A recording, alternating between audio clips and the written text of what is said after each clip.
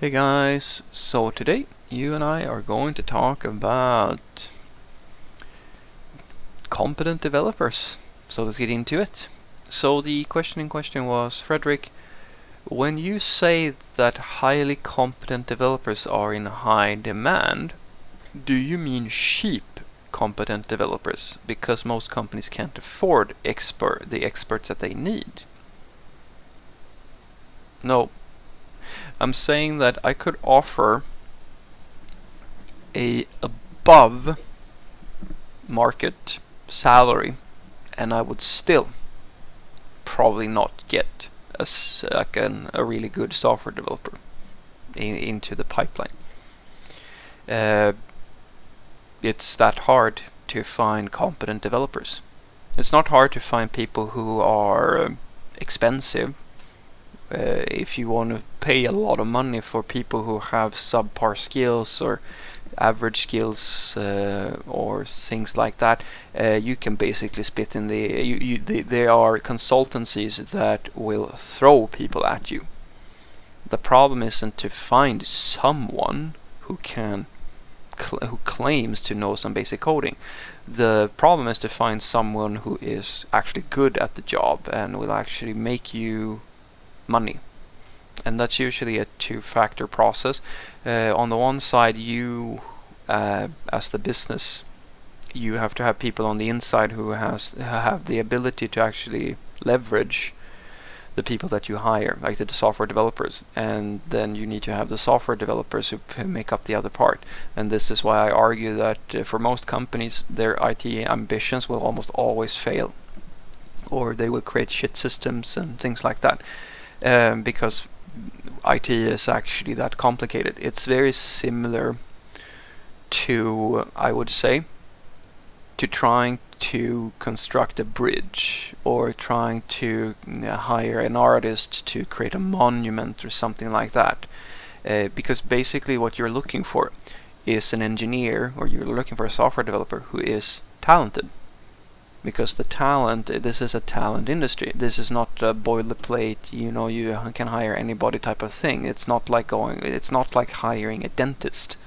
Of course it's difficult to be a dentist, but you don't require creative talent and things of this nature in order to be able to check somebody's cavities.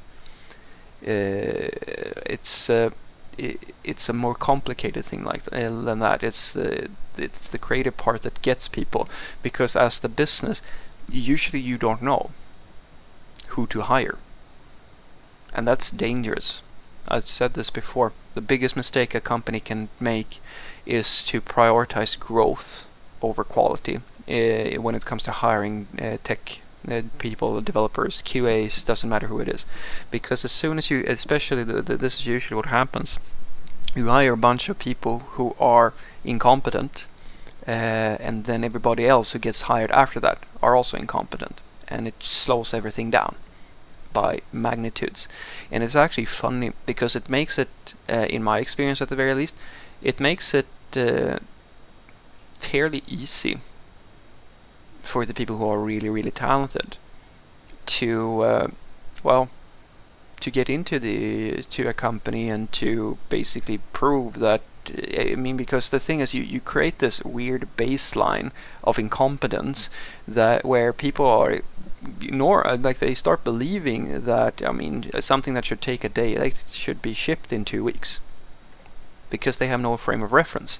And then someone comes along who can do it in 1 week, and all of a sudden they're impressed with how talented that person is, when the reality is that anybody worth their salt would be able to do it in a day.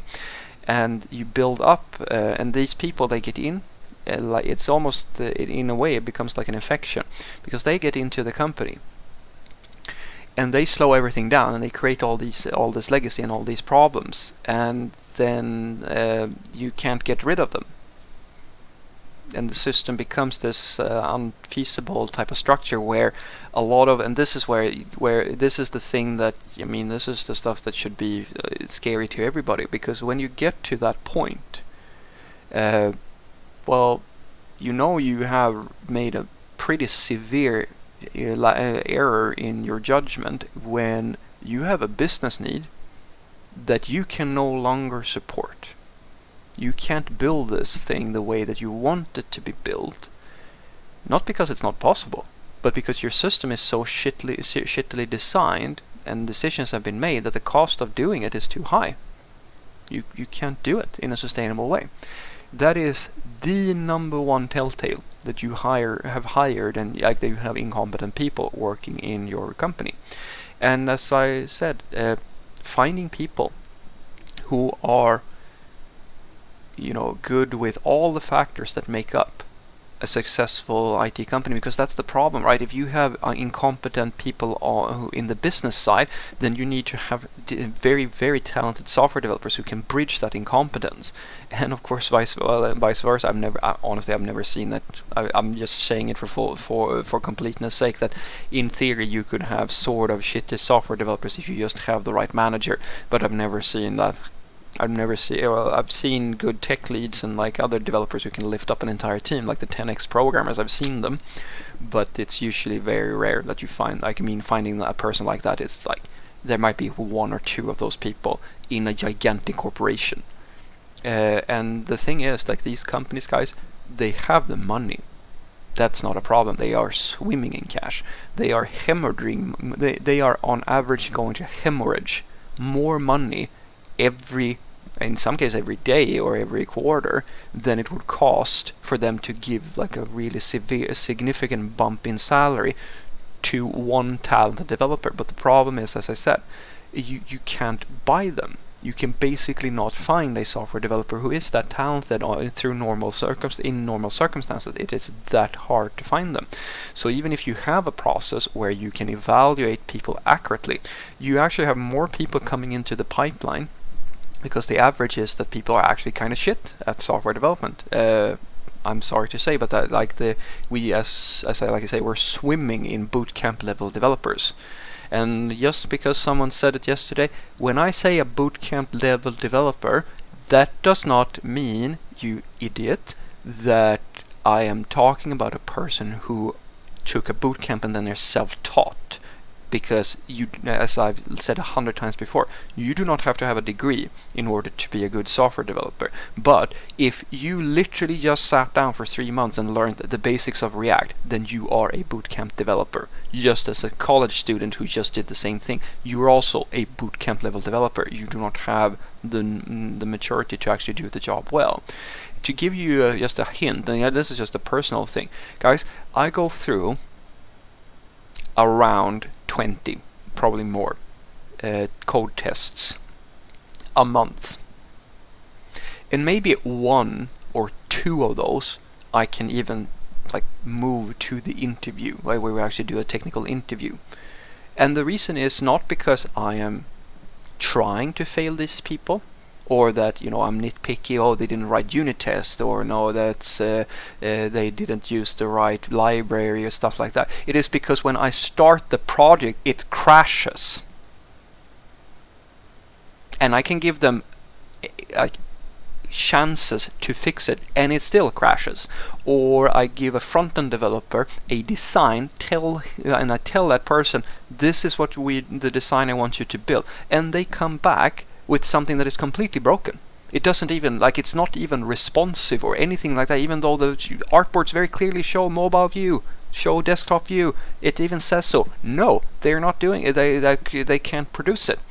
And then even if I get a person to the interviewing stage, it takes on average less than 15 minutes to figure out that this person does not possess an in-depth understanding of anything related to their job. They are probably only ever going to be able to work in a agency or somewhere where, as I said, where the talented software developer isn't really appreciated, because the work that you're doing is low end. It's not going to be necessary for you to know more stuff. And this is where honestly, the more I interview people, I'm starting to think that maybe Google and Facebook and these companies, maybe their interviewing process isn't all that hard. It's just that the people who are complaining about that being that hard might just be incompetent. I don't know. So what I want you to take away from this is that good developers actually cost about as much as the bad ones, because just because you're good doesn't mean that your salary magically becomes like super high. Uh, because on average there is a budget for how much you're going to spend on software developers. Like there's a range where of how much people are willing to pay. It's not, unfortunately, being a software developer is not like being a rock star, where if you're just famous enough, you can make magnitudes more than another person who's doing music or something like that. The problem isn't that it's hard to find quote unquote good cheap developers. It's hard to just find good people. Doesn't matter what you pay them, because most of the time the only people who are going to be interested in getting a job from you are the people who are already they're you're either going to have to snipe somebody who is good from somewhere else, and most of the time you don't have people who even know what a good developer looks like. And so you just get the people who come to you, your recruiters and so forth. And recruiters, trust me guys, they have no idea what a good software developer looks like. They're just going to send you people. That's the only thing. And then you have to kind of manually just go through it. It's honest to God, guys. Recruiting software developers is not unlike just trying to do cold calling from the phone book as a sales rep. You just have to keep at it. It's the law of averages. You go through maybe as I said, 20 CVs or 30 CVs or something like that in a month, and maybe one or two are going to be people you can actually hire or even talk to. That's pretty much how it works. And as I said, it's never about the money, because the most companies have the money to pay good software developers, because they are going to earn it back fairly quickly if it's a good software developer. But finding the talent, that is tricky. Have a great day.